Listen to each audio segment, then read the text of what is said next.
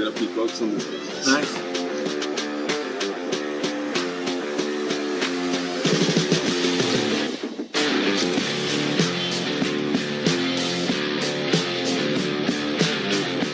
Morning. Great to see you. Welcome. When did you get? I came into Hyderabad. Is it okay? Ready? No, thanks for making it work.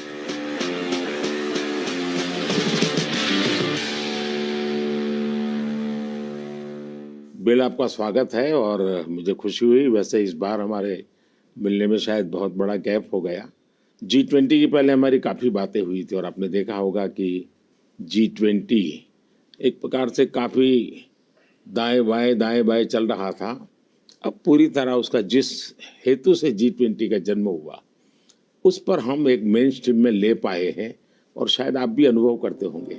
Well, the G20 is way more inclusive, and so it was fantastic to see that India, in hosting it, really raised things like digital innovation and how this South-South collaboration can be far more than just the dialogue with the North. It can actually be a system that improves health. And, you know, our foundation is so excited about the positive results that you've achieved here in India that we'll be a partner in trying to take that into many other countries. आपकी बात सही है। जब मैं Indonesia में भी G20 में गया था तो दुनिया के सभी देशों की क्यूरियोसिटी ये थी कि आपने ये डिजिटल रिवॉल्यूशन कैसे लाया है।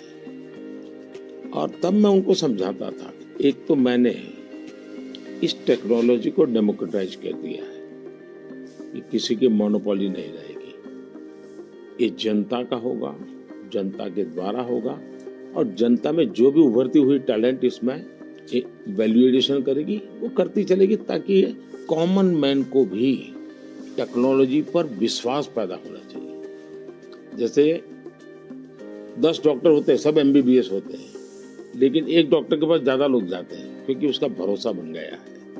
In areas like digital government, India is not only adapting technology, but it's actually leading the way. What are some of the things you're excited about? Health, agriculture and education.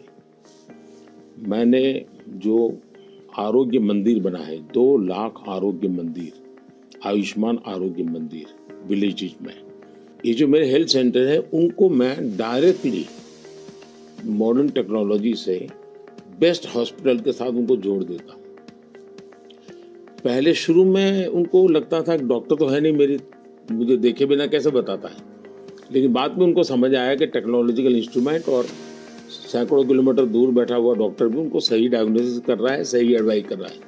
तो लोगों का confidence बढ़ रहा है। जितना बड़ी hospital में होता है उतना ही छोटे आरोग्य मंदिर में हो रहा है। तो ये डिजिटल प्लेटफॉर्म की कमाल है। और दूसरी पर एजुकेशन, मैं बच्चों को बेस्ट एजुकेशन पहुंचाना चाहता हूँ। टीचर की जो कमियां हैं उसको मैं टेक्नोलॉजी से भरना चाहता हूँ। दूसरा, बच्चे का इंटरेस्ट विजुअल में है, स्टोरी टेलिंग में है, तो उस प्रकार के कंटेंट बनाना, उस दिशा में मैं काम कर रहा हूँ ताकि बच्चों को लगना चाहिए। और मैंने कुछ सर्वे किया, मैंने देखा बच्चों को बड़ा मजा आ रहा है। मेरे यहाँ एग्रीकल्चर में भी मैं बहुत बड़ा रिवॉल्यूशन ला रहा हूँ और मैं माइंडसेट बदलना चाहता हूँ। In one of the themes I think India brings to technology is that it should be available for everyone, actually lifting up those who need it the most. जब मैं दुनिया में डिजिटल डिवाइड की बात सुनता था, मैं कहता मेरे देश में मैं सब कुछ नहीं होने दूंगा कि डिजिटल डिवाइड हो। और डिजिटल पब्लिक इंफ्रास्ट्रक्चर ये अपने आप में बहुत बड़ी रिक्वायरमेंट है। आज मेरे यहाँ गांवों तक मैं ये डिजिटल फैसिलिटी पहुंचाना चाहता हूँ। तो मुझे लगता है वो बहुत बड़ा टारगेट ग्रुप है। महिलाएं तुरंत नई चीज़ों को स्वीकार करती है, ये मेरा अनुभव है मेरे देश में। उनके अनुकूल कौन सी चीज़ें मैं टेक्नोलॉजी में ले जाऊंगा तो वो एकदम से एक्सेप्टेबिलिटी बनती है। मैंने एक कार्यक्रम लिया है, नमो ड्रोन दीदी। इसके पीछे मेरे 2 लक्ष्य हैं। एक तो मैं भारत के गांवों में 3 करोड़ महिलाओं को लखपति दीदी बनाना चाहूँ, और वो भी एक गरीब परिवार से।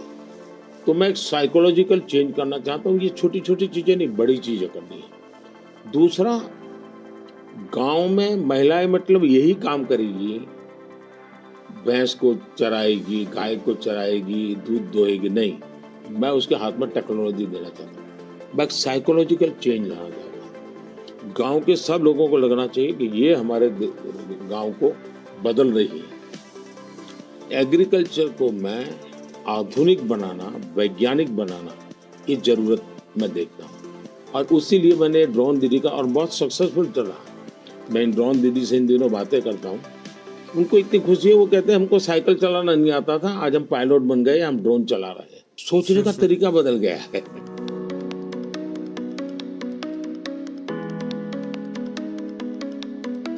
मैंने अफ्रीकन कंट्रीज के बहुत से लोगों से बात की। मैंने उनको कहा कि मैं इसमें आपकी मदद करने को तैयार हूँ, क्योंकि ये सबको समान अवसर देता है और डेमोक्रेटाइज, ये उसका मेन पॉइंट है, उसको नहीं छोड़ सकते आप। अब आपने देखा होगा कोविड में दुनिया सर्टिफिकेट नहीं दे पा रही थी। मेरे यहाँ मुझे वैक्सीन लेना है तो मैं कोविन ऐप पर जाकर के कितने डिस्टेंस पर मुझे मिलेगा, कौन सा टाइम स्लॉट मिलेगा, और मेरा सर्टिफिकेट भी मुझे within fraction of second मिल जाता था। और कोविन मैंने ओपन सोर्स कर दिया था, कोई भी उसका उपयोग कर सकता है। तो ये मेरा होगा, उसका कारण डिजिटली बहुत लाभ हुआ है मेरे देश में। और हम शायद जो इंडस्ट्रियल रिवॉल्यूशंस हुए, फर्स्ट सेकंड, हम पीछे रह गए क्योंकि हम गुलाम थे। ये चौथा जो इंडस्ट्रियल रिवॉल्यूशन है, जिसमें डिजिटल एलिमेंट सबसे बड़ा है, और भारत इसमें बहुत कुछ प्राप्त कर लेगा, ऐसा मेरा विश्वास है। Yeah, I think the key point is that the digital infrastructure just gets keeping richer.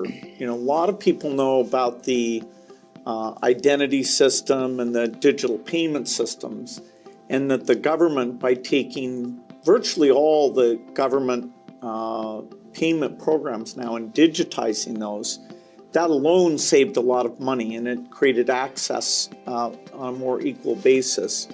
But now as you're moving into the different areas, advice for farmers, registering their land, tutoring for kids, and the health records, connecting all of those.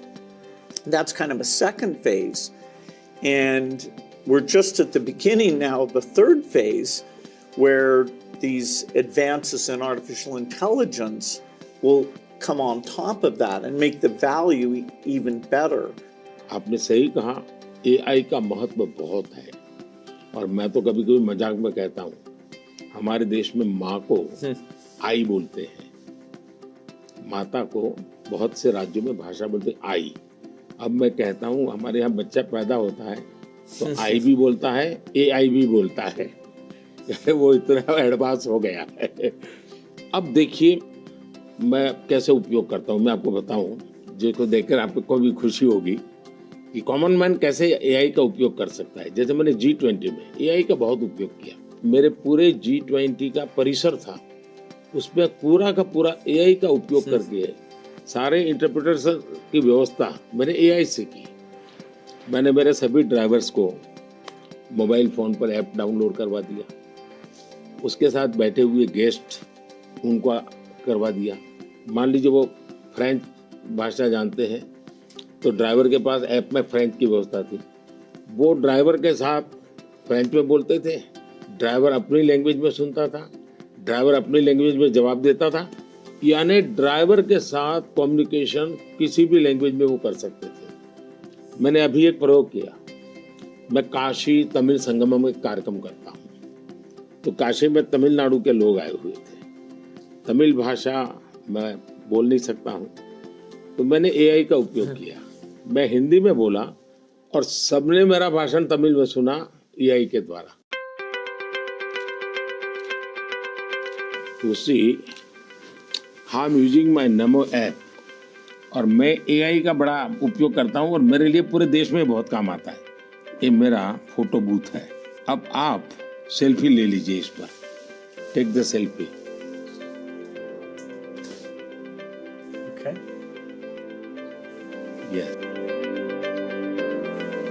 Wow. So you can see. Wow. Not only this, since last 20 years, मेरे साथ आपके जितने भी photo होंगे, जितने भी मेरी photo होंगे 20 साल की, सारे इस पर आ जाएंगे। कभी और किसी पब्लिक फंक्शन में मान लीजिए आपका एक 1/10 पार्ट दिख रहा है, तो वो फोटो में भी अगर मैं दिखता हूँ और आपका 1/10 भी दिखता है, वो भी उसको वो रिकॉग्नाइज करके ले आता है। तो आज टेक्नोलॉजी का कैसे उपयोग हो सकता है, और मैं मानता हूँ कि इस प्रकार के प्रयोग हमें वैल्यू एडिशन करते हैं। अब पहले क्या होता था, मैं कहीं जाता था, कोई फोटो मांगता था, देते थे। आज मैं कहता हूँ भाई तुम AI पर जाओ, मेरे नमो ऐप पर जाओ, फोटो बूथ में जाओ, खुद की सेल्फी ले लो, आपके साथ मेरा जितना भी फोटो होगा कि कोने में आप खड़े होंगे तो भी मिल जाएगा। तो हमने थोड़ा रोजमर्रा की जिंदगी में लोगों की मदद करने के लिए उपयोग करना चाहिए। तो मेरी कोशिश होती है कि पहले उसको कंफर्ट लेवल देना, उसको लगना चाहिए हाँ यार ये तो मेरे काम का है।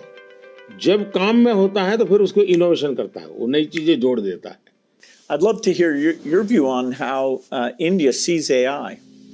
अगर हम AI को एक मैजिक के टूल के रूप में उपयोग करेंगे तो शायद बहुत बड़ा अन्याय हो जाएगा। या AI का उपयोग अपने आलसीपन को बचाने के लिए मैं करता हूँ कि भाई मुझे किसी को चिट्ठी लिखनी है, मैं ड्राफ्ट नहीं करूँगा, मैं ChatGPT को कह दूंगा कि मेरी चिट्ठी ड्राफ्ट करके दे दो, तो ये गलत रास्ता है। मुझे तो ChatGPT के साथ कंपटीशन करना चाहिए, मैंने उसके साथ लड़ाई लड़नी चाहिए कि नहीं तुम ठीक नहीं कर रहे हो, तुम ये शब्द की जगह ये क्यों नहीं लाए। तो मैं AI से आगे जाने की कोशिश करूं। अब जैसे हमारे यहाँ बहुत सारी लैंग्वेजेस हैं, बहुत सारी बोलियां हैं, मैं AI को कहता हूं आप इन बोलियों को पकड़िए। मेरे एस्ट्रोनॉट्स को इंट्रोडक्शन के लिए गया था, तो हमारे एस्ट्रोनॉट्स किस प्रकार से काम करने वाले थे, तो रोबोट से मैं बात कर रहा था। मैंने रोबोट से काफ़ी बातें की और मैंने देखा कि मैं अलग अलग टोन में बोलता था, थोड़ा लहजा बदल के बोलता था, और मैं देख रहा था कि वो मुझे प्रॉपर रिस्पॉन्ड कर रहा था। फिर मैंने उसका नाम बदल करके पूछने की कोशिश की, तो फिर उसने रिस्पॉन्ड नहीं किया। तो मैंने कहा आपका AI, मैंने 3 मिनट 4 मिनट बात किया, अभी तक वो मेरी आवाज को रिकॉग्नाइज नहीं कर पाया। जब तक मैं उसका नाम नहीं बोलता हूँ वो मुझे रिस्पॉन्ड नहीं कर रहा। मैं वो चाहता हूँ कि मेरे आवाज को सेंस करे, और भले ही मैं उसका नाम न बोलूं लेकिन वो मेरे से बात करे। तो उन्होंने कहा ठीक है, विल डू दिस। तो मैं हर बार नई चैलेंज देता रहता हूँ। Yeah, it's early days in AI, and I think everyone who uses it, in the same day you're surprised at how good it is, and you're also surprised at how bad it is.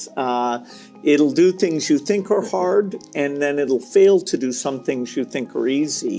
I started my trip here in Hyderabad, which was a nice occasion because Microsoft is celebrating 25 years in the country, and that's been such a fantastic experience. So I was definitely challenging the team there. Hey, we have to make the accuracy better. And for now, it's like a co-pilot.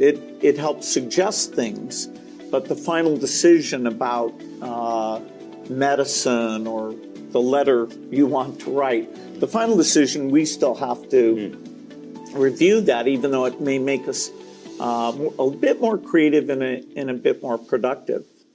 It seems like AI is a huge opportunity, but there's some challenges that come with that. How do you think India will approach that? देखिए, AI ने जो challenges खड़ी की है, वो मैंने देखा है कि इतनी अच्छी चीज अगर प्रॉपर्ली ट्रेन किया बिना किसी के हाथ में दे दी जाए तो वो मिसयूज होने की संभावना ज़्यादा है। अब मैंने AI से जुड़े सारे ब्रेन से उनसे भी बात की। मैंने कहा शुरू में हमने कोई भी AI जनरेटेड चीज़ है तो उस पर आना चाहिए वाटरमार्क कि ये AI जनरेटेड है, ताकि कोई मिसगाइड ना हो। और ये बुरी चीज़ नहीं है, सिंपली इट्स AI जनरेटेड। तो मैं उसका वैल्यू समझ लूंगा।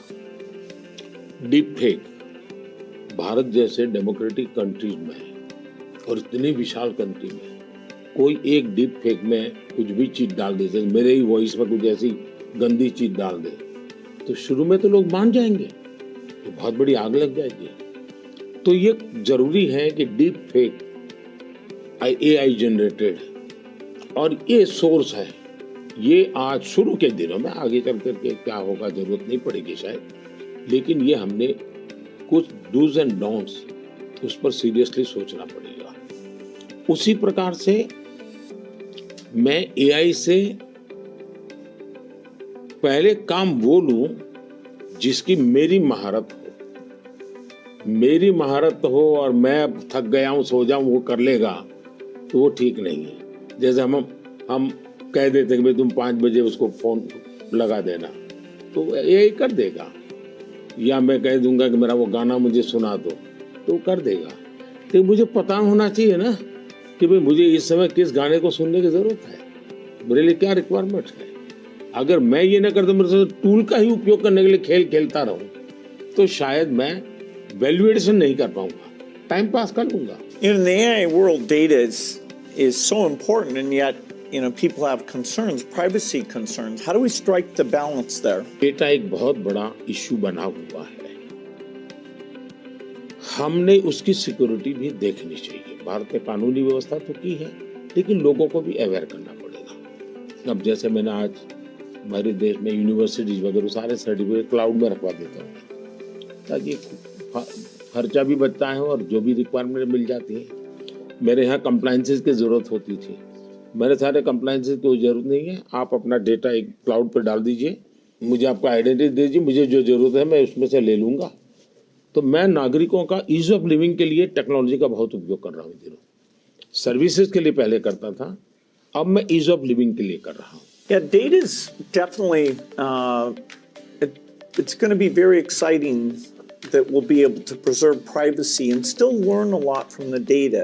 Like which crop should you plant? If we get all the data from the farmers without their names, so we don't invade their privacy, but giving better farmer advice, or seeing here in India, the top 10% of teachers are so good, and saying, okay, what are they doing, and how do we spread that to the other people? Or even if there's some new nutrition approach, sometimes it works and sometimes not. And so because you have the medical record, the ability to kind of track and say, okay, this is working very well, or this isn't, we can be a lot smarter without threatening individual privacy. मैं इसको दो तरह, एक हमें common man को भी quality data के लिए ट्रेन करना पड़ेगा। हमारे डेटा में क्वालिटी होनी चाहिए, क्लैरिटी होनी चाहिए। दूसरा, डेटा ओनर को मालूम होना चाहिए कि जो मेरे से डेटा मांग रहा है वो किस काम के लिए मांग रहा है। अगर वो उसके साथ एग्रीमेंट करके उसमें से कमाई करना चाहता है तो उसको अलाउ करना चाहिए कि और पहला, उसको प्रायोरिटी रिसर्च के लिए होनी चाहिए। रिसर्च के डेटा की वैल्यू ज़्यादा ना हो, ताकि वरना रिसर्च बहुत महंगा हो जाएगा। और रिसर्च करने वाले इंस्टीट्यूट ने भी उसको एश्योरेंस देना चाहिए कि तेरे डेटा का मैं जो उपयोग कर रहा हूँ वो इसी काम के लिए होगा, ये ग्लोबल गुड के लिए है, कॉमन मैन के गुड के लिए है। तो मैं मानता हूँ दुनिया में कोई भी व्यक्ति इनकार नहीं करेगा। I think it's interesting that some of these digital systems create efficiency by getting rid of the middleman, and that's super beneficial. मैं तो कभी-कभी कहता हूँ कि मैं ऐसी सरकार चलाना चाहता हूँ, एज फार एज मध्यम वर्गीय जो वर्ग है उसकी जिंदगी से सरकार बाहर निकल जाए, उसकी जिंदगी में सरकार की कोई जरूरत ही ना हो। जो गरीब है जिसको सरकार की जरूरत है वहाँ सरकार भरपूर हो, लेकिन जिसको कोई जरूरत नहीं, बिना कारण सरकार जाकर के उसको कोई ये लाओ वो लाओ, ये करो वो करो करती रहती है, तो वो बंद हो जाएगा। और इसलिए मेरी कोशिश यही है कि हमारा प्रयास यही रहेगा कि हम इसको करें। In 2015, one of the great things we did together was you came to Paris for that mission innovation. That was fantastic. Yes, climate के संबंध में हम दोनों के विचार एक ही प्रकार के हैं और आपने बहुत सक्रियता से भूमिका भी अदा की। तो उस समय ओबामा, आप, मैं और फ्रांस के प्रेसिडेंट हम मिले थे और तब हम लोगों ने डिटेल में चर्चा की थी हम इसको वे फॉरवर्ड कैसे ले जाएं। लेकिन दुर्भाग्य से वो बात ज़्यादा आगे चली नहीं। लेकिन G20 के बाद क्लाइमेट को लेकर एक वातावरण बना है कि भाई सब लोग अपनी अपनी जिम्मेवारी अदा करेंगे। तो जो हमने बीज बोए थे और जिसमें आपकी भी बहुत बड़ी भूमिका थी, वो अब कुछ वटवृक्ष के रूप में सामने आएगा, ऐसा मुझे लग रहा है। मैं समझता हूँ क्लाइमेट एक ऐसा विषय है, जरा खुले में जाकर के हम लोग बात करते हैं।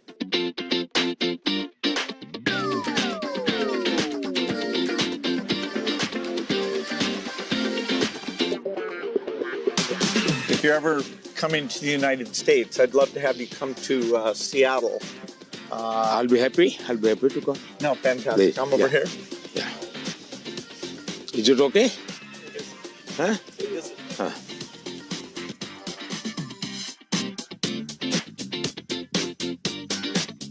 क्लाइमेट को लेकर के हम बात कर रहे थे। भारत, मुझे बहुत खुशी है कि हम रिन्यूएबल एनर्जी के क्षेत्र में बहुत तेजी से आगे बढ़ रहे हैं। सोलर एनर्जी, विंड एनर्जी, हम काफ़ी काम, हम न्यूक्लियर के अंदर काफ़ी तेजी से आगे बढ़ना चाहते हैं। उसी प्रकार से ग्रीन हाइड्रोजन को हम बहुत तेजी से आगे बढ़ना चाहते हैं। मैं तमिलनाडु में था तो हमने एक हाइड्रोजन से चलने वाली बोट मैंने वहाँ से रवाना की, जो काशी में मेरे जो टूरिस्ट आते हैं उनके लिए ये एनवायरनमेंट फ्रेंडली, पॉल्यूशन फ्री ये बोट काशी से अयोध्या के लिए चलाने के लिए मैंने सोचा है, ताकि क्लीन गंगा की मेरी जो मूवमेंट है उसको भी मदद मिलेगा, एनवायरनमेंट कॉन्शियस सोसाइटी के लिए भी वहाँ से एक मैसेजिंग होता रहेगा। Well, India brings to the climate change a rich history of caring about the environment. How do you see connecting those? हमारे यहाँ रीयूज, रिसाइकल ये हमारे नेचर में है। अब देखिए ये जो जैकेट है ये रिसाइकल मटेरियल का है, लेकिन ये रिसाइकल मटेरियल की भी विशेषता है। इसकी विशेषता ये है, जो टेलर के यहाँ कपड़े के टुकड़े निकलते हैं ये सारा वेस्ट इकट्ठा किया हुआ है, फिर जो पुराने कपड़े हैं उसको भी इसमें लिया हुआ है और 30-40% वेस्ट प्लास्टिक बोतल को लिया हुआ है और उन सबको रिसाइकल करके ये कपड़ा बना है। Yeah, the innovation both here in India and the world is coming along. Are the goals that we set, staying below 1.5 degrees, we probably will miss that. Even 2 degrees isn't going to be so easy. And the thing you and I really emphasized in Paris is the need for innovation. If the green approach can be made as cheap or cheaper than the old approach, then the adoption will be very good. If it's more expensive, it's not clear who's going to be willing to pay for that. Should the rich countries pay for that? It's not fair to tell India to slow down, building basic infrastructure just because the West had those emissions. But you'll have to have some adaptation because there will be some warming, particularly which farmers will have to take into account. मुझे लगता है कि हमने 2-pronged strategy की तरफ जाना चाहिए। एक तो है इनोवेशन, और इनोवेशन में हमारी जो रिक्वायरमेंट्स हैं वो क्लाइमेट फ्रेंडली कैसे हो, नेचर फ्रेंडली कैसे हो, उसमें इनोवेशन हो। भारत ने अभी अपने इस बजट में 1 लाख करोड़ रुपए का कॉर्पस फंड बनाया है और यंग जनरेशन को हमने कहा है कि आप इनोवेशंस के लिए आइए, 50 साल तक इंटरेस्ट फ्री लोन हम देंगे और आप इनोवेशन कीजिए। 1 लाख करोड़ रुपए का जो अपकमिंग टेक्नोलॉजीज है, फ्यूचरिस्टिक टेक्नोलॉजी है, उस पर आप रिसर्च करिए, इनोवेशन कीजिए। तो मैं एक तरफ उनको प्रोत्साहित करूँ, लेकिन दूसरी एक बात है जिसको गंभीरता से ले, और ये वो लाइफस्टाइल। और इसलिए मैंने मिशन लाइफ शुरू किया है, और मैं जब लाइफ कहता हूँ तब लाइफस्टाइल फॉर एनवायरनमेंट, क्योंकि हमारी रोजमर्रा की जिंदगी में अगर हम क्लाइमेट फ्रेंडली लाइफस्टाइल स्वीकार नहीं करते, प्रो नेचर हम जीवन नहीं जीते हैं, तो हम बाहरी कितने ही प्रयास क्यों न करें, हम नए नए इनोवेशन करेंगे, नई नई चीजें जोड़ते जाएंगे, हम अपनी जिंदगी को ऐसी कैसे बनाए। अब हमारा मुसीबत क्या है, हमारा प्रगति का आंक क्या, तो भाई कौन सा देश कितना स्टील उपयोग करता है, कौन सा देश पर कैपिटल कितना एनर्जी कंज्यूम करता है, उसके आधार पर उस देश की इकोनॉमी में जा। अगर ये पैरामीटर रहेंगे तो फिर वो इलेक्ट्रिसिटी कंज्यूम करने के लिए कोशिश करेगा, स्टील कंजम्पशन की कोशिश करेगा, फिर स्टील उत्पादन के लिए लगेगा, तो स्टील उत्पादन में कार्बन का प्रॉब्लम करेगा। मतलब हमने हमारी सोचने के तरीकों बदलना पड़ेगा। जब सोचने के हमारे पैरामीटर, जिंदगी के पैरामीटर, प्रगति के पैरामीटर हमने क्लाइमेट फ्रेंडली बनाने चाहिए। आज हमारे प्रगति के सारे पैरामीटर एंटी क्लाइमेट है। बिजली कंजम्पशन के आधार पर प्रगति नापी जाती है, स्टील कंजम्पशन के आधार पर प्रगति नापी जाती है। Yeah, I've been interested in your discussions about green GDP. Update me on your thinking. मैं तो कहता हूँ दुनिया को ग्रीन जीडीपी के कंसेप्ट को डेवलप करना चाहिए कि भाई तुम्हारी टोटल जीडीपी में ग्रीन जीडीपी कितनी है, टोटल रोजगार में ग्रीन रोजगार कितने हैं। हम एक नया आखिर टर्मिनोलॉजी बदलनी चाहिए दुनिया की।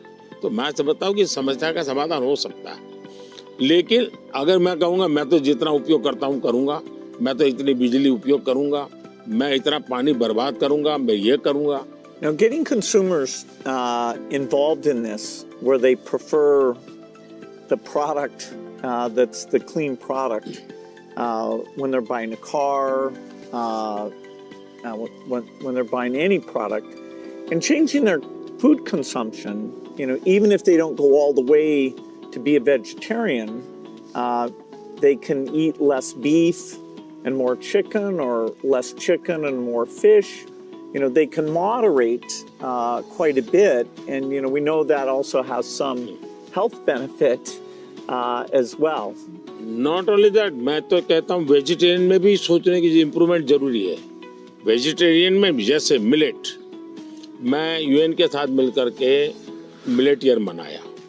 मिलेट का फायदा यह है कि एक तो बिल्कुल बंजर भूमि में मिलेट पैदा होता है, मिनिमम पानी चाहिए, कोई फर्टिलाइजर नहीं चाहिए, और ये सबसे उत्तम प्रकार का फूड है, ये सुपर फूड है। अगर हम मिलेट को प्रमोट करते हैं तो वेजिटेरियन होने के बावजूद भी बहुत सी चीजें हैं जो ज्यादा नुकसान करने वाली है, उसमें भी अगर मिलेट पर शिफ्ट करते हैं तो बहुत फायदा हो सकता है। Yeah, when I was in Odisha, they were talking about how millet had been popular a long time ago, and then it came out of favor, and now there's a joint program with the foundation and the government. It's coming back up, and they even took me to some shops where the women were there showing these very nutritious, and actually they tasted good to me, millet crops. So that's a good message for the world. मैं देख रहा हूँ जी, millet में इतना बढ़िया production आना शुरू हो गया, अच्छी अच्छी कंपनियां मिलेट प्रोडक्ट में आ गई, और एक प्रकार से उसका वैल्यू एडिशन हो गया। और कॉमन अब फैशन हो गई। हमारे यहाँ 5 स्टार होटल में जाइए तो मिलेट का मेनू अलग देते हैं, नॉर्मल वेजिटेरियन फूड का मेनू अलग देते हैं, और ज्यादा तो लोग मिलेट मेनू और उसके कारण मेरे छोटे किसान की इनकम भी बढ़ी है और पानी बहुत बचत हो रही है, तो बहुत बड़ा फायदा होने लगा है। Well, during the pandemic, it was fantastic that the vaccines got invented, and India made a lot of those. Sadly, in many countries, the fear of vaccination and even rumors about vaccines became a big problem. And you had actually very little of that here in India. So I'm curious, how did you manage the communication, and why do you think it came out better here? बहुत ही बढ़िया सवाल आपने पूछा है। एक तो मैंने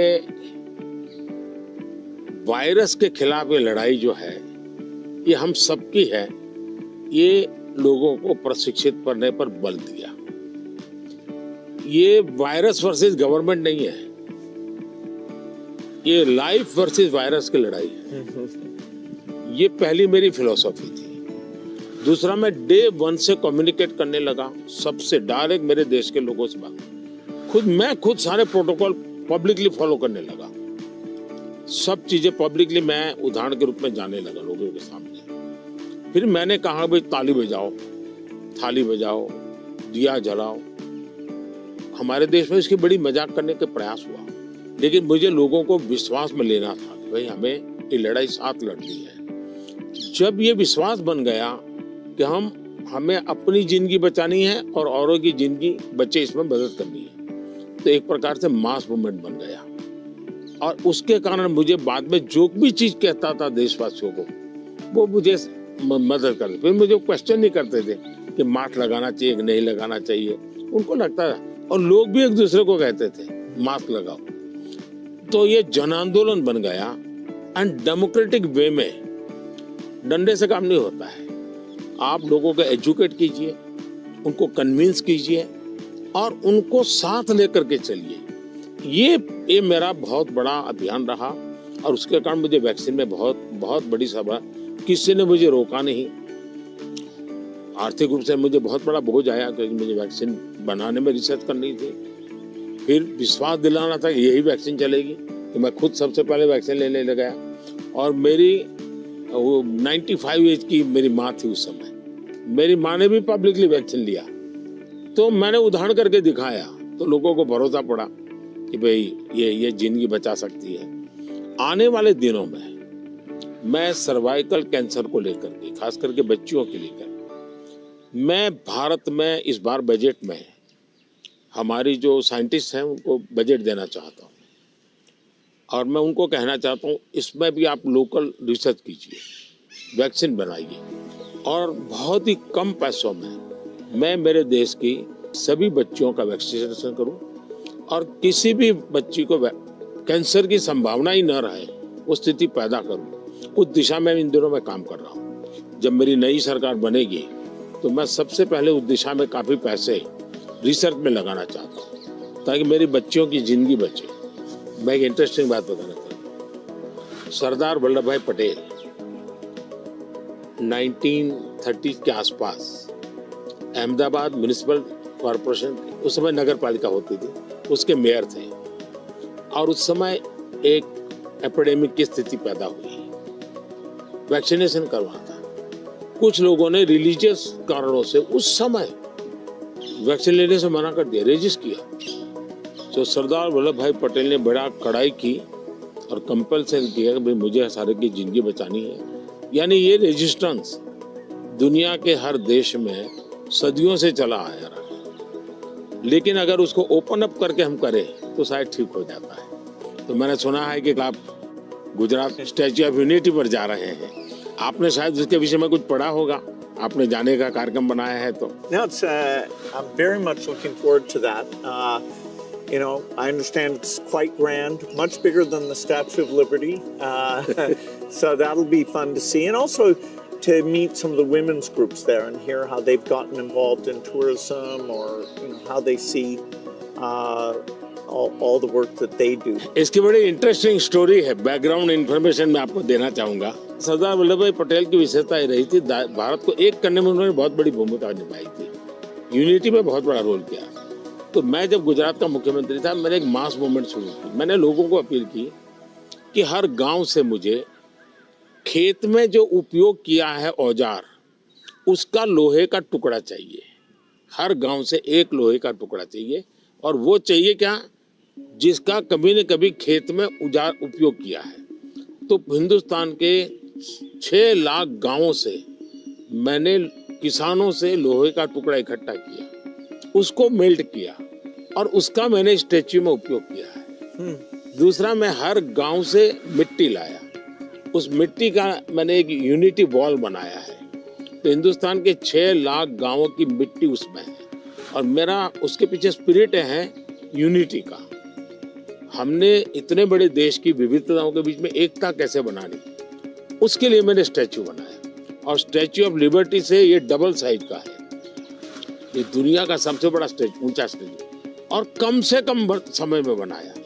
Yeah, I hope they have a video of the construction, because I'm always fascinated how do you assemble something like that. इसका पूरा एक मैंने किताब निकाला है स्ट्रक्चरल इंजीनियरिंग का पूरा।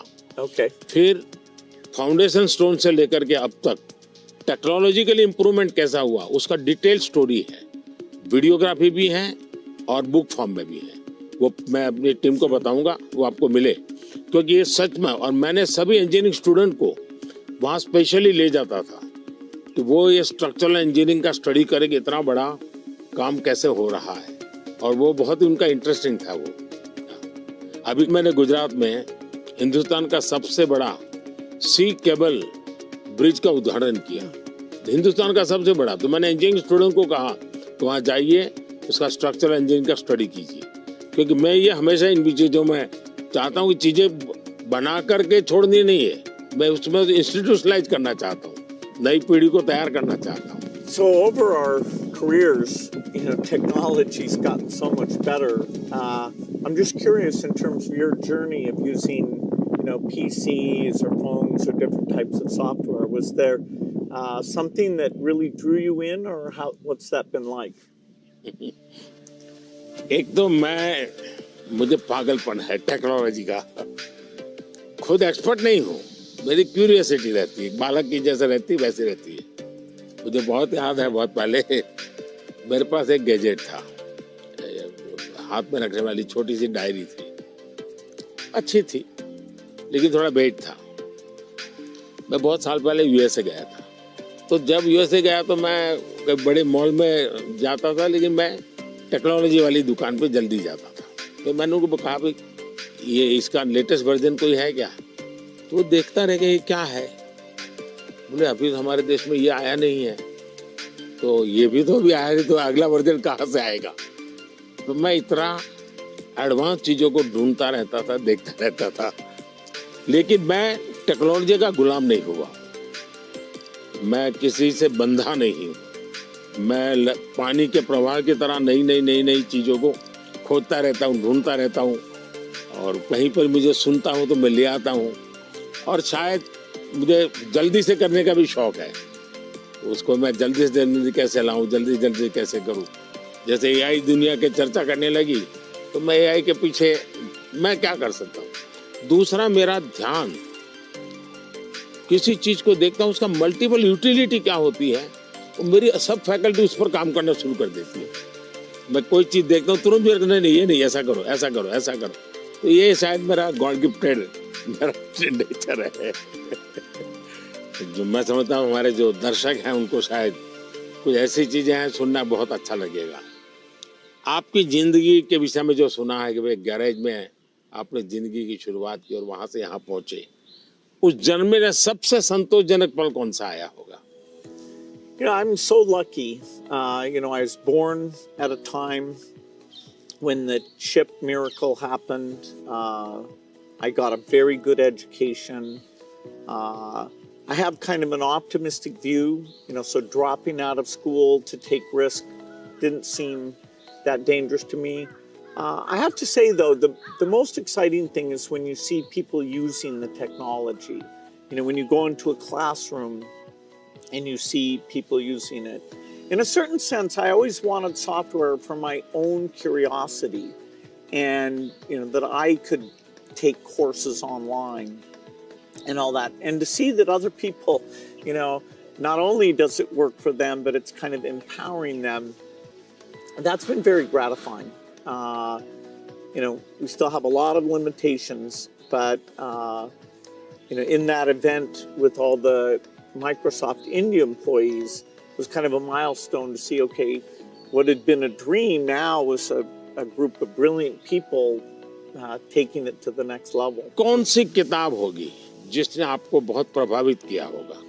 Well, I think the one, and people are going to read one, is Steven Pinker wrote one called The Better Angels of Our Nature.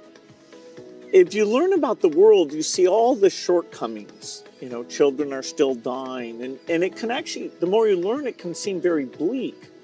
But the truth is, we have made incredible progress. More children are surviving. And so we have to both be upset that it's not good enough, but also understand that incredible progress. And so I thought that book really captures that duality in a brilliant, brilliant way. One question I've always wanted to ask you is, you're one of the hardest working people ever, but I'm just curious, when you do want to relax, do you have a game or something that helps you to take time off?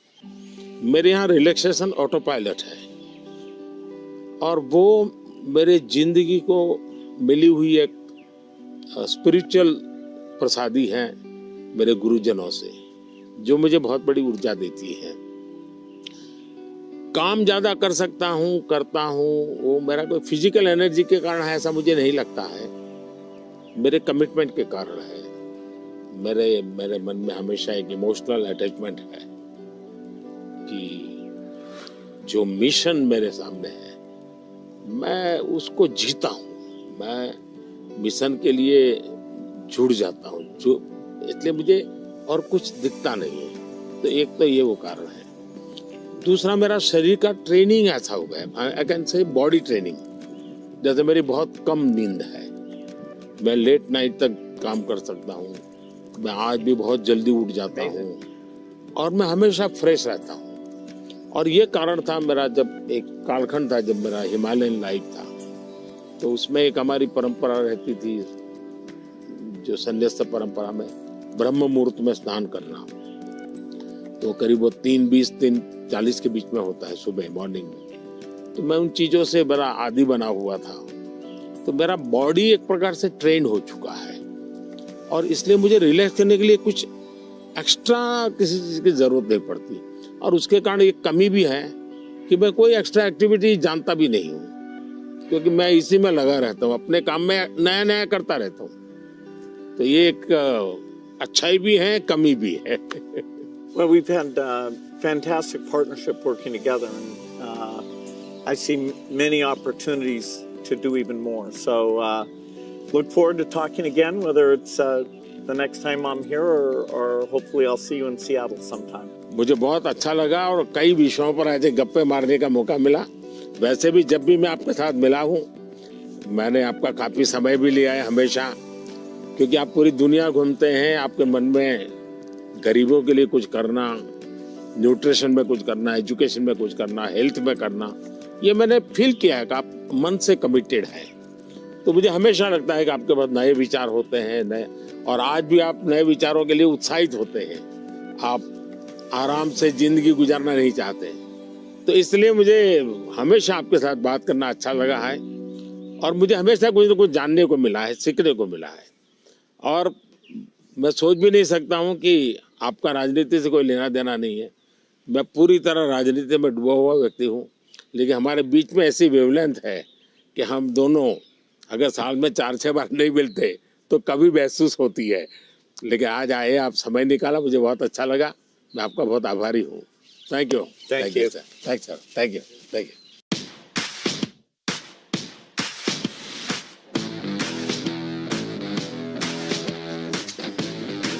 These are some nutrition books. Finally, we're making progress on nutrition. Yes. Thank you.